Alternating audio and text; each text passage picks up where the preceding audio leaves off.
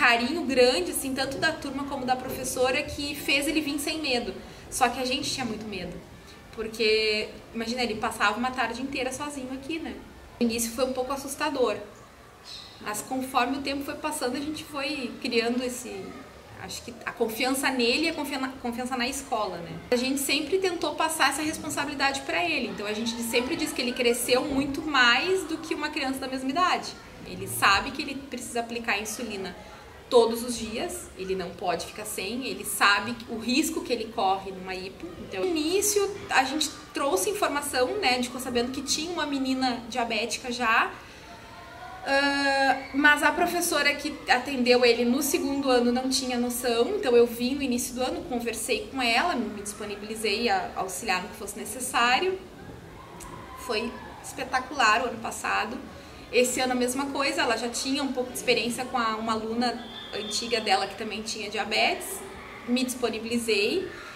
Acontece algumas questões que às vezes passa desapercebido por ele e talvez pela prof, né? Como ele faz a insulina antes do lanche, quando sai da rotina, a mãe de uma coleguinha, sem avisar a escola, contratou um lanche especial, porque era o aniversário da menina, e ele separou o que ele ia comer. Aí ele deixou separadinho com a professora, foi até a enfermaria, né, até o SCT, e me ligaram: mãe, ele vai comer 3 pães de queijo e vai tomar uma caixinha de suco.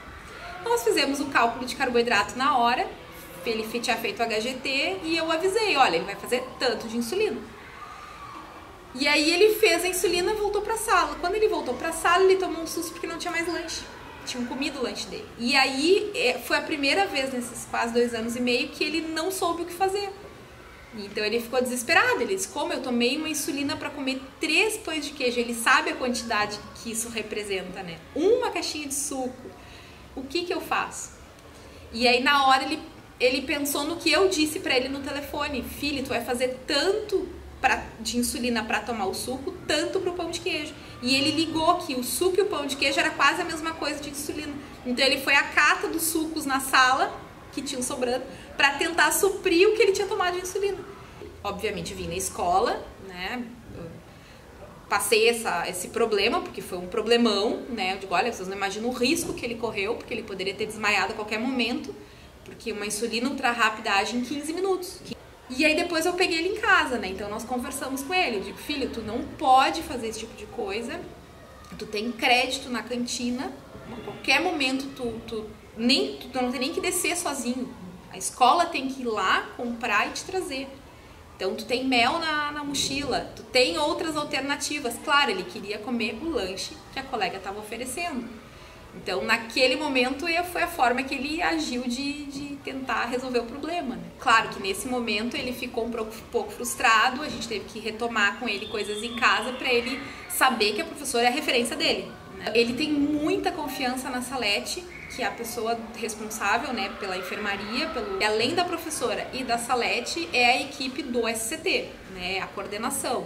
Então, monitores, todo mundo, a equipe do SCT, qualquer problema tem que saber que ele é diabético e a gente espera que saiba agir, né?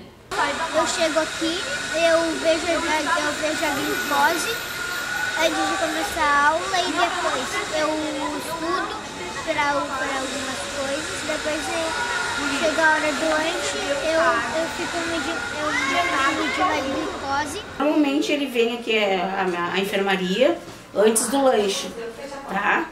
Ele vem, ele mede, faz a medição antes do lanche comigo. Aí eu vejo quanto deu, ligo pra mãe. A mãe pergunta o que ele vai comer e daí eu passo pra ela e ela me diz quantas unidades ele tem que fazer. Aí eu boto na caneta pra ele e ele mesmo se aplica. Qualquer coisa que ele sentiu mal, ele vem direto a mim, né? E eu já sei o que fazer, quais são os procedimentos, né? Então ele entrou na escola, a mãe veio conversar comigo, me explicou tudo direitinho como era. E dali eu comecei a fazer, né? Todas as crianças, elas lancham no mesmo horário, né? O que a gente combinou com a família e com ele já faz isso com bastante autonomia. É uns minutinhos antes do lanche, ele tem que descer, daí ele vai lá, então, né, na salinha que tem a técnica de enfermagem, que dá todo, né, o apoio para ele nesse momento, depois ele volta para a sala de aula. Na primeira semana de aula eu já conversei com a família, e a família já me trouxe todas essas informações assim, do que poderia acontecer, né, o que eu teria que fazer, como que eu deveria reagir nessas situações, assim, para eu estar preparada. Né, dividiu comigo tudo que ele já passou, para que eu soubesse também, né, para que eu estivesse por dentro do quadro dele. A gente tem uma relação bastante próxima, eu acho que é isso que a gente tem que estabelecer desde sempre, né, com a família e com o aluno. Essa questão da cumplicidade até, de poder confiar no professor, se precisar de alguma coisa, se sentir alguma coisa, de poder ter liberdade para sair da sala de aula, de ir no banheiro quantas vezes ele precisar. Né? Então, eu acho que o diálogo é a base dessa nossa relação. Ele tem muita segurança.